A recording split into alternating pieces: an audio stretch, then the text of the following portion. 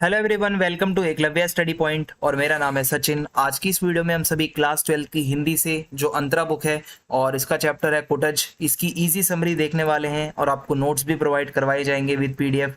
और 2023-24 सेशन के जो बच्चे हैं उनके लिए वीडियो बहुत फायदेमंद है। तो चलिए वीडियो को स्टार्ट करते हैं। एंड आप सभी से छोटी सी रिक्वेस्ट है कि आप प्लीज़ इंस्टाग्राम पर मुझे फॉलो कर लें। अगर आपकी कोई भी क्वेरी हो तो आप मुझे मैसेज कर सकते हैं। और अगर आपको पीडीएफ नोट्स डाउनलोड करने हैं तो आप class 12 ESP new group Telegram पे सर्च मारें, वहां पे आपको पीडीएफ्स मिल जाएंगी और वहां से आप नोट्स को पढ़ सकते हैं। इसके अलावा हमारी वेबसाइट भी है www.eklavyastudy.com, आप उसको भी विजिट करके नोट्स को पढ़ सकते हैं। तो सबसे पहले अब मैं आपको इंट्रोडक्शन बताता हूँ। कुटज इस चैप्टर का नाम है। तो कुटज होता क्या है? हिमालय पर्वत की ऊंचाई पर मतलब पत्थरों के बीच में एक जंगली फूल उगता है जिसको कुटज कहा जाता है। इसी के बारे में ये पूरी स्टोरी है।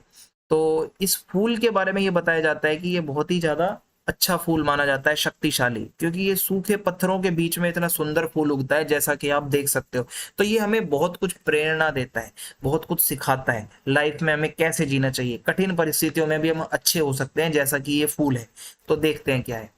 तो कुटज कोई इतना ज्यादा सुंदर नहीं है, लेकिन फिर भी उसकी सुगंध, उसकी विशेषताएं वो मनुष्य के लिए एक मैसेज देता है। तो आइए देखते हैं क्या है।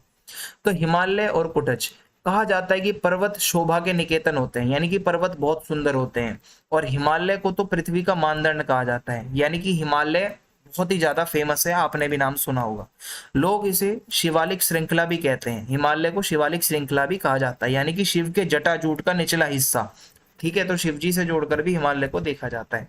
यहाँ काली काली चट्टानें होती हैं और उसके बीच में बहुत शुष्कता होती है, यानी कि सूखापन होता है। और उधर भी इन शुष्कता को, पत्थरों को, चट्टानों को झेल कर भी ये जो फूल है ये खिलता है वहां पे। ठीक है, और ये भयंकर गर्मी की मार को भी झेलता है।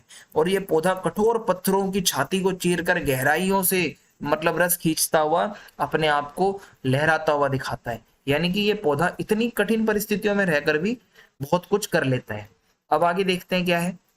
नाम से रूप की पहचान। अब देखो, हिमालय पर्वत पर लगे इस ठिगने से पेड़ों में, यानी कि छोटे छोटे जो पेड़ हैं, एक पेड़ को लेखक पहचानता है किंतु उसको उसका नाम नहीं याद मतलब जब लेखक देखता है ना ये पेड़, तो कहता है यार ये देखा हुआ है बट नाम नहीं याद आ रहा। तो नाम के बिना रूप की पहचान अधूरी होती है। नाम से ही हम ज्यादातर चीजें याद रखते हैं। तो यूं तो इसे अनेक नाम लेखक दे सकता है, किंतु नाम तो वो होना चाहिए जो समाज को स्वीकृत हो। यानी कि आप किसी को कुछ भी नहीं कह सकते। ठीक है, जो समाज जिस चीज को, अब मोबाइल को आप कंप्यूटर नहीं कह सकते क्योंकि समाज मोबाइल को मोबाइल ही कहेगा। ठीक है, तभी लेखक को याद आता है कि इस ठिगने से पौधे का नाम तो कुटज है। ये जो छोटा सा पौधा दिख रहा है इसको कुटज कहा जाता है। अब क्या होता है, गाढ़े का साथी कहा जाता है इस फूल को। तो संस्कृत साहित्य का परिचित नाम कुटज, ये कुटज संस्कृत नाम है। लेकिन कवियों ने मतलब ये बताया है कि जब कालिदास जी ने यक्ष द्वारा मेघ की अभ्यर्थना कराते समय कुटज के फूलों की अंजलि दिलवाई थी, यानी कि जब वो कुछ ऐसी प्रार्थना वगैरह कुछ कर रहे थे तो उन्होंने कुटज के ही फूलों की अंजलि दिलवाई थी। ये यूज किए थे उन्होंने, कालिदास जी ने। तो ऐसे समय में जब कोई फूल उन्हें नहीं मिला तो मुसीबत के समय कुटज ने ही उनका साथ दिया और कुटज को ही यूज किया उन्होंने। ठीक है, तो इसलिए उनको गाड़े का साथी भी कहा जाता है। जब आपको कोई ना मिले तो आपको कुटज जरूर मिलता है। अब क्या बताया गया है आगे, यहाँ पे अपराजय जीवन शक्ति। कुटज का पौधा जो है वो बहुत ही ज्यादा अपराजय है, यानी कि उसको कोई हरा नहीं सकता। वो भयंकर गर्मी में लू की थपेड़े खाता हुआ हरा भरा वहां पे लहराता है। यानी कि उसको गर्मी से फर्क नहीं पड़ता, उसको पत्थरों के बीच में रहने से कोई फर्क नहीं पड़ता। ये पाताल की छाती चीर कर भी अपना रस खींचता है वहां से। ठीक है, और ये प्रेरणा देता है मानव को भी कि कितनी भी प्रतिकूल परिस्थितियां हो, कितनी भी आपकी कंडीशन खराब हो, आपको घुटने नहीं टेकने चाहिए, आपको संघर्ष करना चाहिए, आप अपनी सफलता पा जाओगे। जैसा ये कुटज है, आपकी जीवन में कितने भी दुख हों आप उसको सहन कर सकते हो। ये हमें मैसेज देता है कुटज का पौधा। तो मनुष्य को स्वयं के लिए नहीं बल्कि सर्व के लिए न्यौछावर होना चाहिए, आपको समाज के लिए काम करना चाहिए। अब यहाँ पे बताया गया है स्वावलंबी कुटज। सुख और दुख तो मन के विकल्प होते हैं। देखो भाई, मन है आपका, मन को आप अगर खुश रखोगे तो सुखी रहोगे, मन दुखी है तो सब दुखी। तो सुखी वही है जिसका मन वश में है। अगर आपका मन आपके वश में है तो आप सुखी हो, और अगर आपका मन आपका किसी और के वश में है तो आप दुखी हो। तो मन का ही सारा खेल है। तो परवश का मतलब होता है दूसरों को आप खुश करते हो, दूसरों के तलवे चाटते हो, दूसरों की चापलूसी करते हो। तो इसमें आपको कभी संतुष्टि, कभी खुशी नहीं मिल पाएगी, दूसरों का ही भला होगा।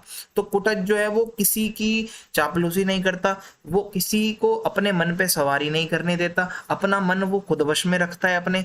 ठीक है, तो कुटज शब्द के यहाँ पे कुछ और भी अर्थ है, मैं आपको बता देता हूँ। ये प्रॉपरली ये इसी फूल के बारे में ही ये पूरा चैप्टर था। कुटज क्या है?